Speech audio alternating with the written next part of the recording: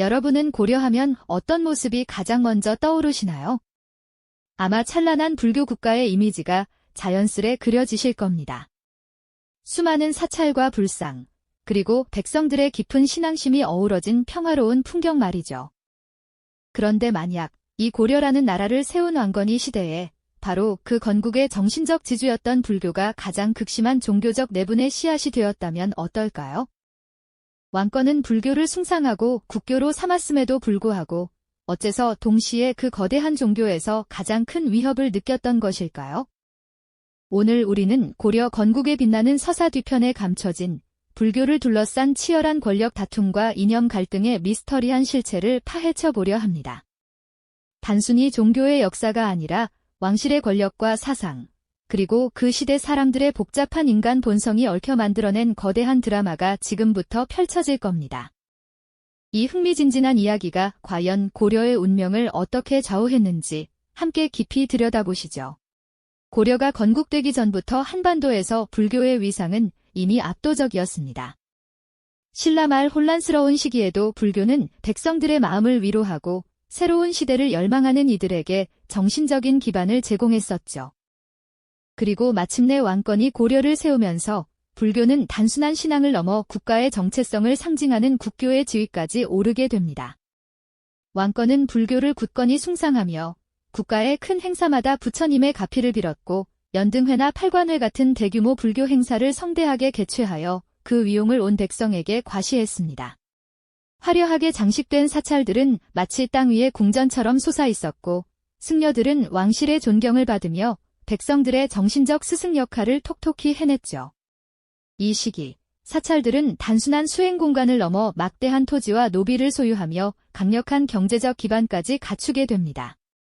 마치 그림자처럼 거대한 영향력을 행사하는 승려들의 모습에서 불교는 이제 단순한 종교가 아닌 국가의 중요한 한 축으로 자리매김했음을 알 수 있죠. 그러나 바로 이 지점에서 왕건이 깊은 고뇌가 시작됩니다.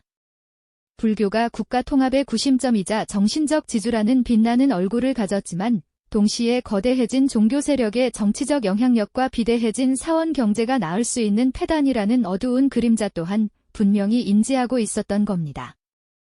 왕건은 과연 이 양날의 칼과 같은 불교를 어떻게 다스려야 할지 불상 앞에서 깊은 생각에 잠겼을 겁니다.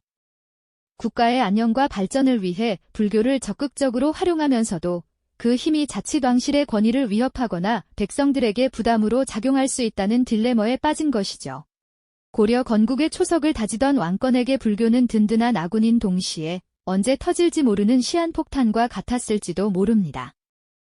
이처럼 왕건이 마음속에 자리했던 복잡한 심경과 불교가 가진 양면적인 모습은 앞으로 고려 천년의 역사를 관통하는 중요한 질문이 될 것입니다. 과연 왕건은 이 딜레마를 어떻게 풀어나가려 했을까요? 그의 고뇌는 어떤 형태로 후대에 전해졌을까요? 그 해답을 향한 여정은 이제 막 시작된 겁니다. 왕건이 마음속에 자리했던 불교의 양면성에 대한 깊은 고뇌는 결국 그의 마지막 유훈인 훈요10조에 고스란히 담겨 후대에 전해졌습니다. 고려의 기틀을 다진 태조로서 그는 국가의 번영을 바라며 깊은 통찰을 담아 10가지 가르침을 남겼죠. 특히 불교 관련 조항들은 단순한 종교적 지침을 넘어 국가 안위와 직결된 중요한 경고 메시지였다고 볼 수 있습니다. 훈요10조에서 왕건은 지나친 사찰 건립을 경계하고 승려들의 세속 정치 개입을 엄중히 금했습니다. 불교를 숭상했던 왕의 유훈이라고는 믿기 어려울 정도로 단호한 어조였죠. 이는 불교가 이미 국가의 정신적 지주를 넘어 막대한 토지와 노비를 소유하며 경제적, 정치적으로 거대한 영향력을 행사하는 권력 집단으로 성장했음을 왕건 스스로 체감하고 있었다는 방증입니다. 훈요10조가 반포된 후 왕건이 뜻을 이어받은 후대 왕실과 재상들, 그리고 불교계 내부의 지도자들은 이 유훈을 저마다 다른 방식으로 해석하고 실현하려 노력했습니다. 과연 왕건이 제자들은 스승의 깊은 뜻을 온전히 이해했을까요? 아니면 자신들의 시각으로 재단하여 불교 개혁이라는 이름 아래 또 다른 갈등의 불씨를 지폈을까요? 이제 우리는 왕건이 남긴 훈요10조라는 거울을 통해 그 시대 불교가 직면했던 복잡한 현실을 들여다볼 수 있게 되었습니다. 과연 고려의 지식인들이자 승려들은 이 훈요십조를 어떻게 받아들이고 해석했을까요? 그리고 이 유후는 고려 사회에 어떤 변화의 바람을 몰고 왔을까요? 그 해답은 바로 고려 불교의 핵심 종파들이 추구했던 깨달음을 둘러싼 치열한 다툼 속에서 찾아볼 수 있을 겁니다. 왕건이 고뇌는 이제 또 다른 형태로 고려의 역사 속에 깊이 뿌리내리기 시작한 것이죠. 왕건이 유후는 단순한 경고를 넘어 고려 불교가 나아갈 방향을 둘러싼 격렬한 논쟁의 불씨를 당겼습니다. 과연 진정한 깨달음이란 무엇일까요? 그리고 그 깨달음에 이르는 길은 어디에 있을까요? 고려의 승려들은 이 질문에 답하기 위해 각자의 신념과 교리를 들고 치열한 사상 전쟁을 펼쳤죠. 마치 거대한 숲속에서 각기 다른 봉우리를 향해 오르는 길처럼 화엄종과 법상종, 그리고 선종은 저마다 다른 방식으로 해탈을 이야기했습니다. 먼저 화엄종은 하나가 곧 전체이고 전체가 곧 하나라는 원흉무의 진리를 강조했습니다. 모든 존재가 유기적으로 연결되어 있음을 깨닫는 것이 바로 깨달음의 핵심이라고 보았죠.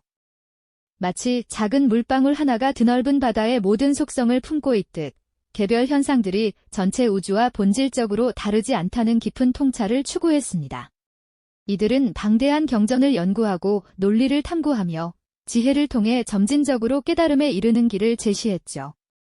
교리 학습과 수행을 통해 모든 존재의 상호 연관성을 깨우치는 것이 중요하다고 믿었던 겁니다. 반면 법상종은 모든 존재가 오직 마음에 의해 만들어진다는 유식설을 중심으로 깨달음을 추구했습니다. 우리가 경험하는 모든 현상은 사실 마음이 만들어낸 환영이며 이 환영의 실체를 꿰뚫어 보는 것이 해탈의 길이라고 보았죠. 마치 꿈속의 모든 것이 꿈꾸는 자의 마음에서 비롯되듯이 세상의 모든 것이 우리 의식의 작용이라는 겁니다. 이들은 마음의 본질을 깊이 파고들며 번뇌의 뿌리를 찾아 제거하는 수행에 집중했습니다. 경전 연구는 물론 섬세한 심리 분석과 논리적 추론을 통해 마음의 허상을 벗겨내는 데 주력했던 겁니다. 그들의 깨달음은 마치 정교한 심리 실험처럼 내면의 깊이를 탐색하는 과정이었죠. 그리고 여기에 제3의 흐름, 바로 선종이 등장합니다. 선종은 경전이나 복잡한 교리보다는 좌선을 통한 직관적인 깨달음, 즉 도노를 강조했습니다. 부처의 가르침은 문자에 있지 않고 마음에서 마음으로 전해진다는 이심전심, 니심전심의 전통을 내세웠죠. 마치 깊은 산속에서 명상에 잠겨 스스로 진리를 깨우치듯이 오랜 시간 좌선을 통해 한순간에 진리를 직관하는 것을 목표로 삼았습니다. 그들에게 깨달음은 복잡한 논리나 지식이 아니라 번뇌를 끊고 본래의 청정한 마음을 발견하는 것이었습니다.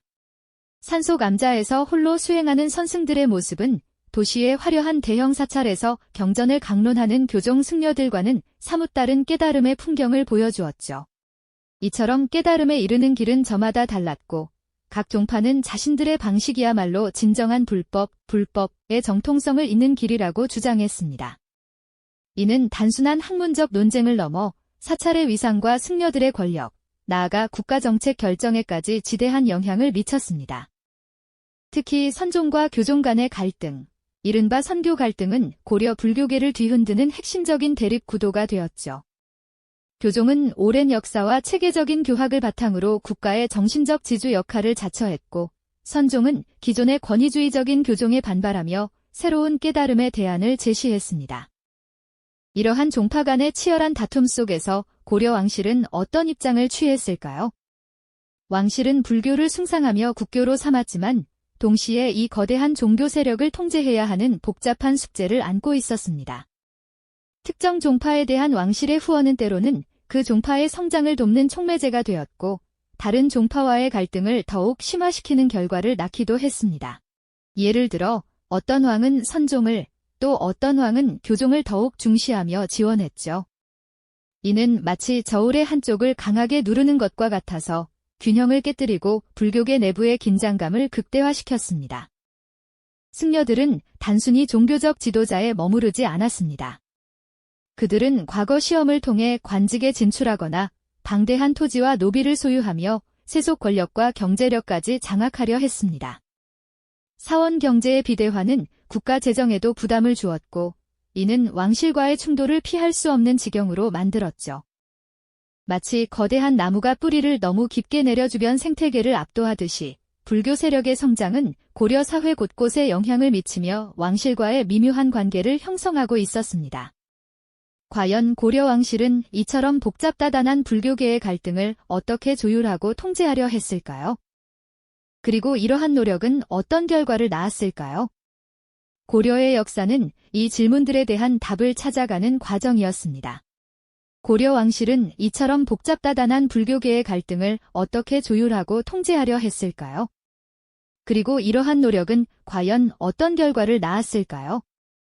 고려의 역사는 바로 이 질문들에 대한 해답을 찾아가는 지난한 과정이었다고 할 수 있습니다.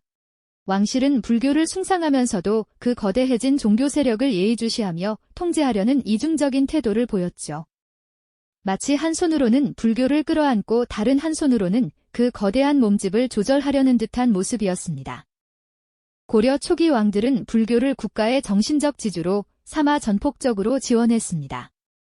사찰을 짓고 승려들에게 토지를 하사하며 성대한 연등회와 팔관회를 통해 불심을 고취했죠.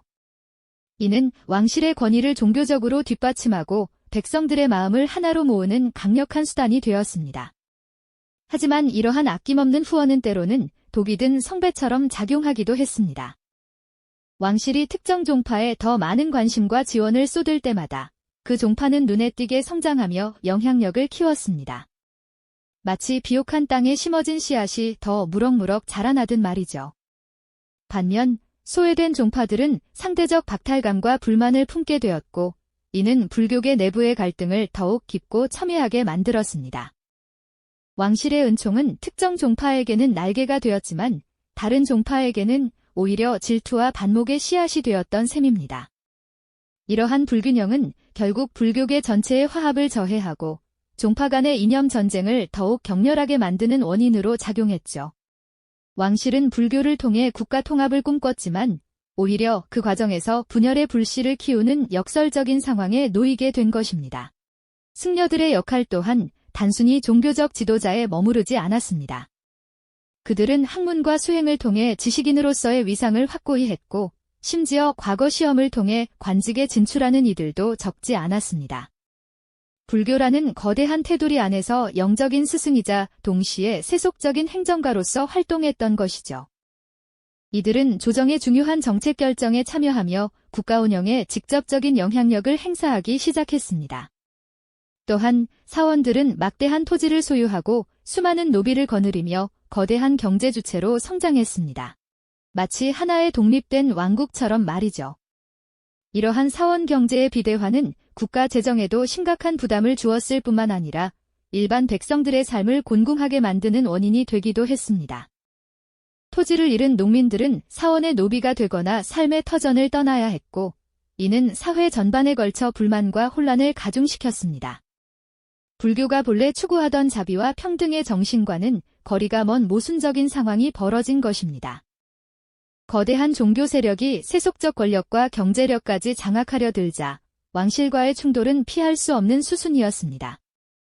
왕실은 국가의 근간을 위협하는 불교 세력의 비대화를 더 이상 좌시할 수 없었죠. 이는 마치 두 개의 거대한 산이 서로의 영역을 침범하며 충돌하는 것과 같았습니다. 고려 왕실은 불교를 숭상하는 동시에 국가의 안녕과 왕권 강화를 위해 불교 세력을 통제하려는 복잡한 줄타기를 시작했던 것입니다. 고려 건국 초기 왕건이 숭불 정책이 가져온 빛나는 서사 뒤에는 훈요식조에 담긴 깊은 경고의 그림자가 드리워져 있었습니다. 그리고 그 유훈을 해석하고 실현하려던 후대 왕들과 불교계 내부의 치열한 사상적, 정치적 갈등은 고려 역사의 물줄기를 뒤흔드는 거대한 파도가 되었죠. 이 갈등은 단순히 종교적인 논쟁을 넘어 국가의 정체성과 권력의 향방, 그리고 백성의 삶까지 좌우하는 거대한 시대적 흐름이었음을 우리는 깨닫게 됩니다. 고려의 불교는 단순한 신앙이 아닌 살아있는 권력이자 이념이었음을 온몸으로 느끼게 되는 순간입니다. 고려 초 불교를 둘러싼 이러한 복잡한 논란과 갈등은 비단 과거의 이야기에만 머무르지 않습니다. 오늘날에도 여전히 존재하는 신념과 권력, 지상과 현실 사이의 간극, 그리고 그것이 만들어내는 복합적인 사회 문제들을 성찰하게 하는 깊은 울림을 전해주죠. 절대적인 선도 압도 없는 인간사의 복잡성을 이해하는 소중한 계기가 될 것입니다. 고려 불교의 논란은 결코 끝나지 않았습니다. 오히려 그것은 고려 천년의 역사를 관통하며 끊임없이 답을 요구하는 거대한 질문이 되었죠. 이 거대한 질문이 이후 고려 무신정권과 몽골 침략기, 그리고 조선 건국에 이르기까지 어떻게 변주되고 심화되었는지 다음 이야기에서 더 깊이 탐구해 볼까요? 이 영상이 도움이 되셨다면 좋아요와 구독 부탁드립니다. 여러분의 응원이 제게 큰 힘이 됩니다. 다음 영상에서도 더 유용한 정보를 공유하겠습니다.